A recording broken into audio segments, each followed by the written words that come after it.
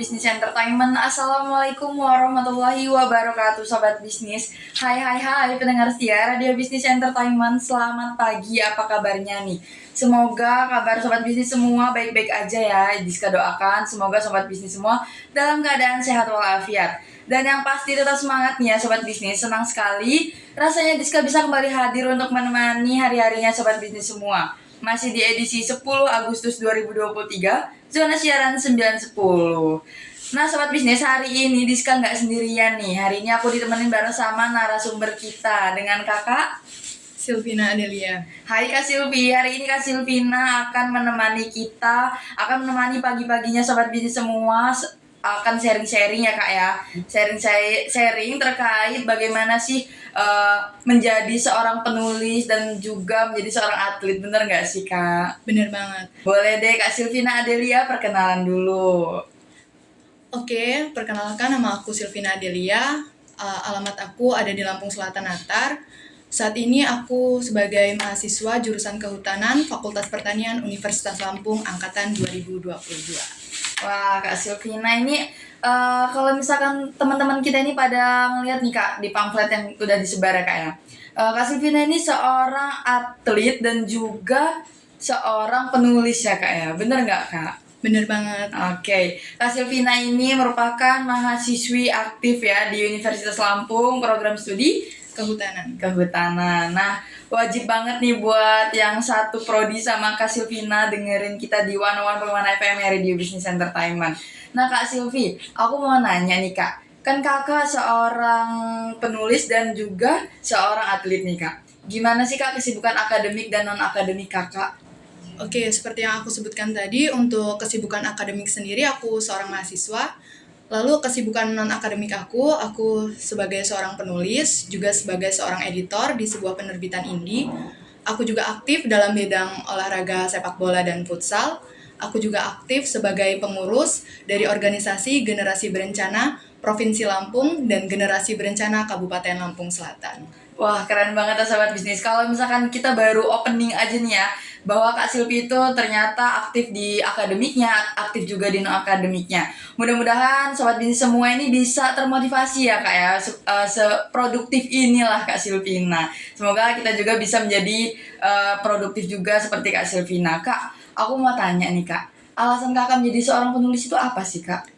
Oke, alasan aku menjadi seorang penulis. Sebenarnya aku nggak punya alasan khusus untuk memulai hal itu, tapi yang aku ingat adalah aku pernah berkata, sebuah karya adalah keabadian yang nyata sekalipun aku sudah tidak ada di dunia. Kenapa begitu? Karena ketika nanti semisal aku sudah tidak ada, mungkin orang-orang masih akan tetap mengingat namaku lewat karya yang mereka baca. Wah, Masya Allah, keren banget ya, namanya juga penulis. Oke Kak Silvi, kalau misalnya nih Kak, aku boleh tahu Kak, judul novel yang udah Kakak terbitkan itu apa aja Kak? Oke, aku kan menulis dari tahun 2019 tuh. Beberapa novel yang udah aku terbitkan yaitu adalah Tinta di Bulan September, Galaxy Rain, Goresan Tinta Abu-Abu, Bagaskara, Again. Dan novel yang saat ini masih aku kejar penerbitannya yaitu Different. Novel ini tuh benar-benar spesial karena aku menulisnya bersama seorang selebgram juga aktor yaitu Kak Dede Satria. Beliau itu adalah idola saya ketika beliau memerankan peran Isa dalam film After Meet You. Wah, keren banget ya Sobat Bisnis. Kakak sekarang usia udah berapa Kak? 19 tahun. 19 tahun udah menerbitkan kurang lebih 5 novel Kak? Iya benar. 5 novel. Selain novel nih Kak, Kakak suka nulis-nulis apa gitu Kak? Kata-kata apa gitu? Iya nggak sih, nulis apa? Bener, aku kadang suka nulis quotes, terus puisi, cerpen, dan beberapa karya lainnya. Oh, selain novel ternyata Silvina ini juga menulis seperti quotes, terus itu ada juga cerpen ya Kak ya, bener ya Kak? Kalau misalnya Kakak komik-komik itu buat nggak sih Kak? Kalau komik belum ya. Oh belum, oke. Nah Kak, aku mau nanya alasan Kakak, kan tadi kalau misalkan aku tanyanya alasan Kakak menjadi seorang penulis, sedangkan Kakak ini juga aktif juga nih Kak menjadi seorang atlet sepak bola. Apa yang menjadi alasan Kakak untuk bisa menjadi atlet sepak bola dan juga futsal? Oke, alasan aku menjadi seorang atlet sepak bola dan futsal yang pertama itu adalah karena hobi. Dimana hobi ini juga yang memunculkan pikiran bahwasanya oh ternyata aku ada bakat di sini gitu. Dan untuk bertahan sejauh ini juga menurut aku nggak mudah, karena bahwasanya dulu itu banyak banget kontra ya, dimana orang-orang beranggapan bahwasanya hobi ini tuh hanya cocok dimainkan oleh laki-laki. Iya, benar banget. Di beberapa lingkungan juga masih banyak banget aku temui, yaitu diskriminasi gender dan toxic femininity, di mana mereka beranggapan bahwasanya perempuan itu hanya dituntut untuk anggun. Iya. Menanggapi hal tersebut, aku tidak tinggal diam. Aku berusaha untuk mematahkan stigma tersebut, bahwasanya kita perlu kesetaraan gender, di mana kita memiliki hak yang sama untuk melakukan hal apa yang kita sukai. Oke, nah sobat bisnis, ternyata kita kan tahu banyak banget ya kak ya, kayak orang-orang mikir bahwa kalau misalkan kita ikut sepak bola, ikut futsal itu kan lebih identik ke laki-laki ya kak ya, dan perempuan tuh ibaratnya kayak jangan ikut kayak gini deh, pasti nanti jadi kayak gini ya kayak gitu kan kak. Berarti Kak Silvina ini mematahkan stigma yang orang-orang bilang itu ya kak ya. Oke, benar banget. Nah kak, tapi kalau balik lagi ya kak ya, sebelum bahas atlet sepak bola dan futsal nih kak, aku mau tanya ke kakak. Kakak kenapa sih kak bisa berpikiran nih kak, bisa kepikiran ingin menjadikan coretan-coretan kakak itu, terus quotes-quotes kakak itu menjadi sebuah buku, itu gimana kak? Kok bisa berpikiran seperti itu? Apa yang membuat kakak mendorong gitu? Oke, hal itu tuh biasanya muncul karena suatu ketidaksengajaan gitu. Jadi dulu itu aku belum tahu sama sekali gimana sih caranya menerbitkan buku. Tapi waktu itu aku punya kesempatan untuk melakukan hal-hal itu. Jadi menurut aku sayang dong kalau sebuah karya itu tidak diakui gitu. Jadi waktu itu aku mendorong diri aku sendiri, memotivasi diri sendiri agar menjadikan itu sebuah karya yang nyata gitu. Jadi bisa dinikmati banyak orang, bukan hanya aku sendiri. Nah kak, kalau misalkan aku mau nanya nih kak sama kakak, kira-kira nih kak, menulis itu kakak itu termotivasi dari orang lain atau mungkin dari idola-idola kakak, atau mungkin kakak belajar itu otodidak sendiri gitu kak, monoton? Oke, jadi menulis sendiri itu motivasi dari diri sendiri itu berawal dari ketidaksengajaan itu tadi. Karena waktu itu aku sebenarnya kayak terjebak gitu di grup. Aku nggak tahu itu grup apa, tapi ketika aku melihat ke dalamnya itu aku bisa tertarik gitu. Jadi kalau untuk terinspirasi dari siapapun tuh enggak sebenarnya. Keren banget tuh sobat bisnis. Kan kalau biasanya nih kak ya, kita kan mau memulai sesuatu itu pasti mau kayak gini lah, mau kayak gini. Ternyata kakak memang ketidaksengajaan banget nih kak. Oke kak, aku kira kakak itu kayak awalnya tuh mengikuti seminar literasi gitu kak, terus sehingga bisa kepikiran pengen buat buku lah, pengen buat coret-coretan kayak gini lah gitu. Enggak ya kak? Enggak. Oke kak, kamu mau nanya nih kak, bagaimana sih kak cara mengatasi rasa lelah kakak karena padatnya kegiatan? Kan kayak kakak nih pasti futsal, sepak bola itu pasti sering kan kak ya, kayak berapa sih hari sih kak kalau misalkan itu, berapa kali dalam seminggu gitu? Untuk sepak bola sendiri tuh nggak menentu ya, karena kalau untuk latihan sendiri tuh udah jarang, karena kan apalagi udah jadi mahasiswa kan, mungkin di hari Sabtu Minggu itu kadang ada panggilan buat main gitu. Oke. Nah kak, aku mau nanya nih kak, bagaimana cara kakak mengatasi lelah karena padatnya kegiatan tersebut nih kak? Oke, kalau bicara soal lelah tuh pasti ya Iya. di dalam kegiatan apapun. Aku pernah ada di satu titik di mana aku ngerasa aku capek sama semuanya, sama organisasi, olahraga dan sebagainya. Nah, di titik itu juga aku kayak apa aku harus berhenti di salah satunya gitu kan. Tapi ketika diingat-ingat lagi, sayang dong aku udah Iya. bertahan sejauh ini gitu kan. Jadi waktu itu aku memutuskan untuk istirahat dulu. Istirahat itu dalam artian ya nenangin pikiran, nenangin fisik, segalanya itu. Tapi itu nggak lama-lama ya, karena kalau lama-lama juga bakal timbul males Iya, gitu. benar banget kak. Jadi waktu itu setelah aku rasa itu udah cukup gitu kan, aku udah tenang, itu aku langsung ingat-ingat lagi nih tujuan utama aku ngelakuin semua ini tuh apa gitu kan. Jadi kalau untuk berhenti di tengah jalan itu kan sayang gitu kan, waktu yang udah kita lewatin, semua yang udah kita lewatin tuh bakal terbengkalai gitu aja gitu. Iya, Jadi benar banget kak. aku harus ingat tujuan utama aku apa. Setelah itu aku harus memotivasi diri aku sendiri, mendorongnya untuk melanjutkan itu semua. Oke, nah sobat bisnis, bener banget kak. Apa yang kita mulai itu berarti harus kita tanggung jawab ya kak ya, sampai akhir gitu kan kak. Jangan berhenti di tengah-tengah. Kita mulai nih, pengen ini, tiba-tiba udahlah males, capek, kayak percuma ya kak, sia-sia. Nah kak, aku mau nanya nih kak, kan hal-hal yang menguntungkan dari kegiatan yang dijalani pasti ada dong kak. Kakak ini udah berefort, udah pengen ini menerbitkan buku ini, terus juga udah memberikan yang terbaik buat sepak bola futsal kakak. Terus itu apa sih kak feedback yang kakak dapat selama ini? Oke, kalau bicara soal keuntungan sendiri itu sudah pasti kita relasi dan wawasan itu selalu berkembang gitu kan. Jadi kalau bicara soal di penulis sendiri itu relasi yang aku dapat sudah jelas luas karena bukan hanya orang-orang di Lampung aja, orang-orang di berbagai daerah dari Indonesia juga aku kenal. Lalu untuk sebagai editor sendiri udah pasti kalau menjadi editor itu ada fee, itulah keuntungannya. Lalu menjadi atlet itu selain menyehatkan juga ya kalau olahraga, itu juga kita belajar bertemu dengan karakter-karakter baru dan pastinya dalam olahraga sendiri bukan hanya soal fisik ya, kita juga belajar tentang keorganisasian juga di dalamnya. Apalagi saya juga seorang kayak seorang pengurus di generasi berencana Provinsi Lampung dan generasi berencana Kabupaten Lampung Selatan. Itu juga jelas saya banyak belajar tentang ilmu-ilmu yang tidak saya dapatkan dari akademik, yaitu seperti halnya tadi saya berbicara soal diskriminasi gender, toxic femininity, dan hal lainnya itu saya dapatkan dari organisasi itu gitu. Iya benar banget sih Kak. Kita tuh selain hanya mendapatkan relasi di akademik ya Kak, ya, kayak di kampus, itu kita harus banyak-banyak di luar ya Kak ya. Karena biar banyak banget orang-orang baru yang kita kenal, orang-orang baru yang kita jumpai ya Kak ya. Nah Kak, aku mau tanya nih Kak sama Kakak. Hal-hal, kan kalau tadi hal-hal yang menguntungkan nih Kak.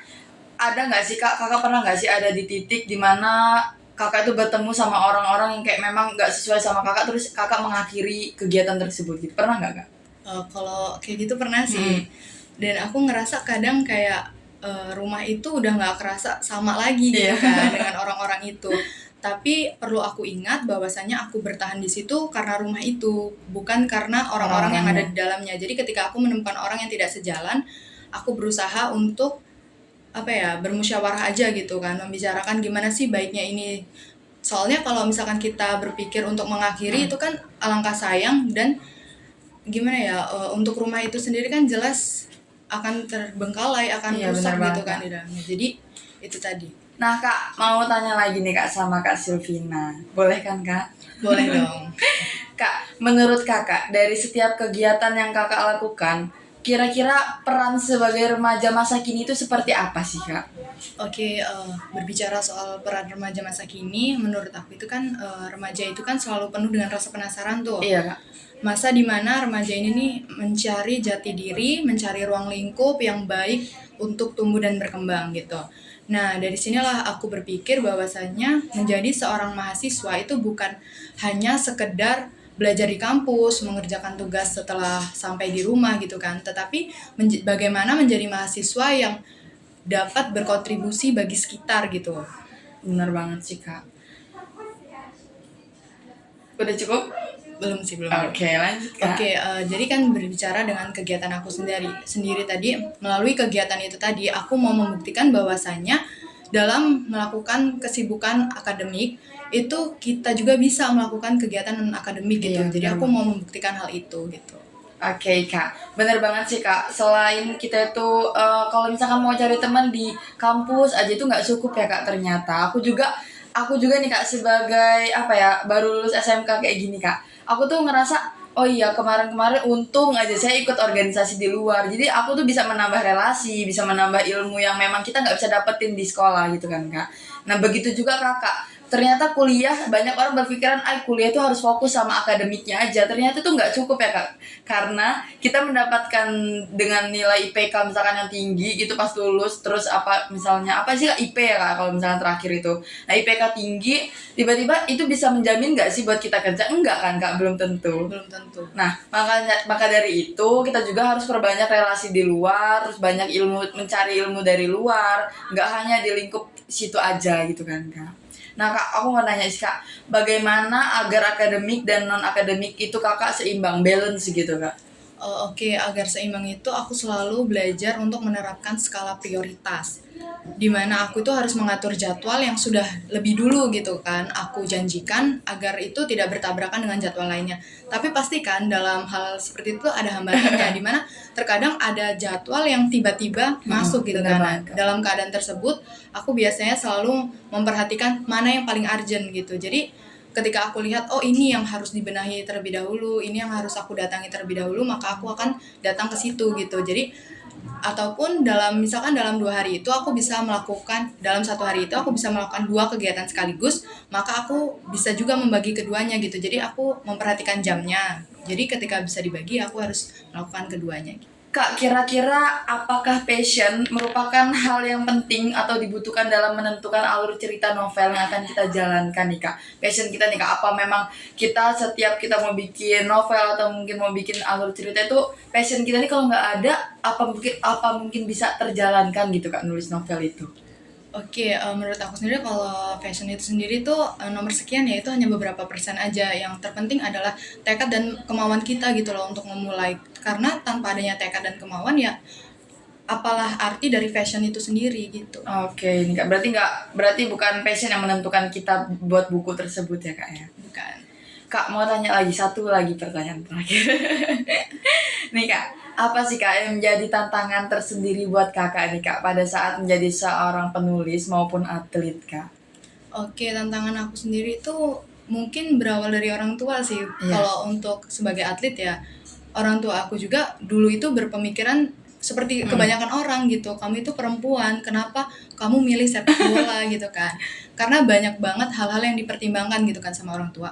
Tapi balik lagi ke diri aku berusaha meyakinkan mereka gitu. Tetapi meyakinkan itu tidak hanya cukup ya dengan Iya, benar, meyakinkan, tetapi aku juga harus memberikan sebuah pembuktian Iya. itu sendiri gitu. Jadi sampai pada akhirnya orang tua aku memaklumi dan sekarang benar-benar nge-support untuk hal itu. Wah, keren banget ya Kak ya. Ternyata support orang tua itu memang penting banget ya Kak buat kita.